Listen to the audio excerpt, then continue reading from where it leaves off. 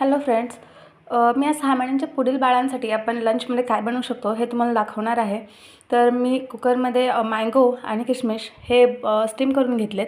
एक 6 ते 7 मिनिटासाठी तुम्ही याला स्टीम करायचं आहे, जेणेकरून हे आपल्या बेबीला डायजेस्ट करायला इझी जाईल. त्याच्यानंतर हे आपल्याला मिक्सरला ग्राइंड करून घ्यायचं आहे. तर मी इथे हे ग्राइंड करून घेते. पाहू शकता मी काळे मनुके आणि मँगो यांची प्युरी करून घेतली आहे. आता मी एक भांडं गरम करायला ठेवलं आहे गॅसवरती. तर त्याच्यामध्ये आपण थोडंसं तूप ॲड करूया. हे मी एकदम घरगुती साजूक तूप आहे, जे मी माझ्या बाळासाठी वापरते. त्याच्यानंतर आपल्याला 2 चमचे याच्यामध्ये बाजरीचं पीठ ॲड करायचं आहे.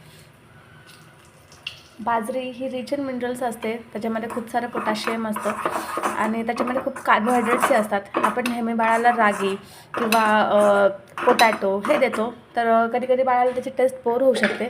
त्याच्यामुळे आपण इथे थोडंसं वेगळं काहीतरी ट्राय करणार आहे बाळासाठी. ह्याच्यामध्ये थोडंसं पाणी ॲड करूया. जसं की तुम्ही बघू शकता मी याच्यामध्ये थोडंसं पाणी ॲड केलं आहे.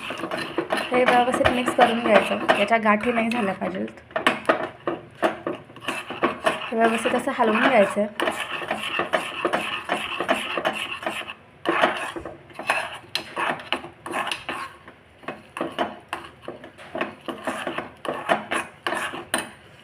जसं हवं आहे तसं गरजेनुसार ह्याच्यामध्ये पाणी ॲड करायचं. हे तुम्ही 6 महिन्यांच्या पुढील बाळांसाठी देऊ शकता.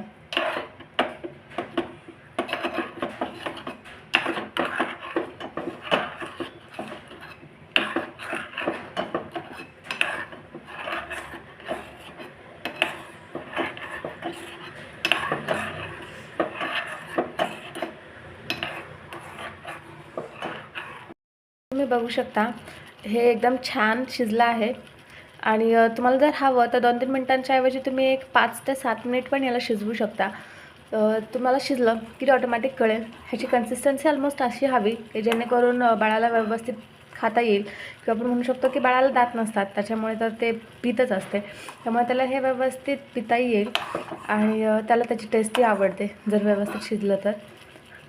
त्याच्यानंतर आपण हे जे मँगो आणि मनुके यांची जी प्युरी केली होती ती याच्यामध्ये ॲड करू.